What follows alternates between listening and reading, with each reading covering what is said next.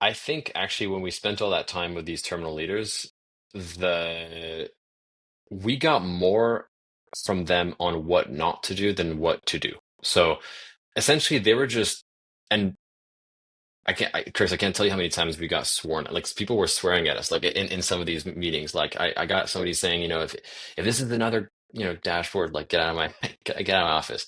So it's like we learned a lot about what not to do, and I'd say there were four things that we now use as like our quote unquote design principles.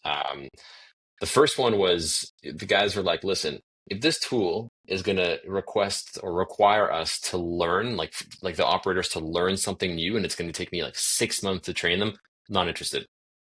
0% interested in that.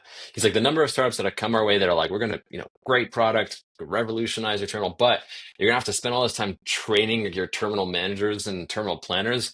Hell no. Oh, There's too by the much way, risk. we're going to charge you for that training. That's the other piece too. We're going to charge you. So we'll install it and then we're going to charge you, or you have access to our university.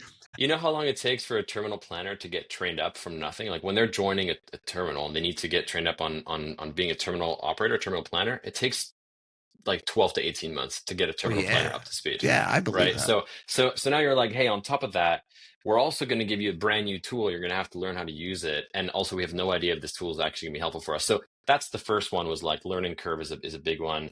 The second one is integration. So like this is the big, like, the big bad wolf in the industry. I'd say, like, whenever you say integration, people's like you see them like shivering at that. It's because like integration timelines have been like, again, 6 to 12 months. It's like, here's a great product, but for it to be useful, I'm gonna need like 3 people from your team full time to help me with integration. I need access to everything, and it has to be live data in order for me to deliver value to you. So, whenever you talk about integration, be super careful about how much true integration you need to deliver value.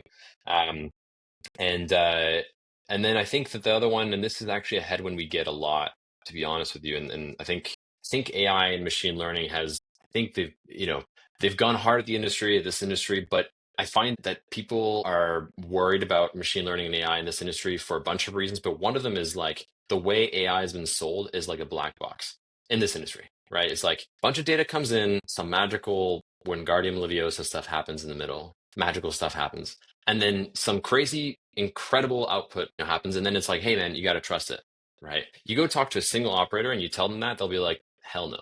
Like, I'm not trusting this stuff because in my industry, failure is not an option, right? If we do a bad plan or whatever, that's not just like an impact on supply chain, that has safety implications for people that are on the yard, right? So you can't just give a black box and just hope that people are somehow going to trust you.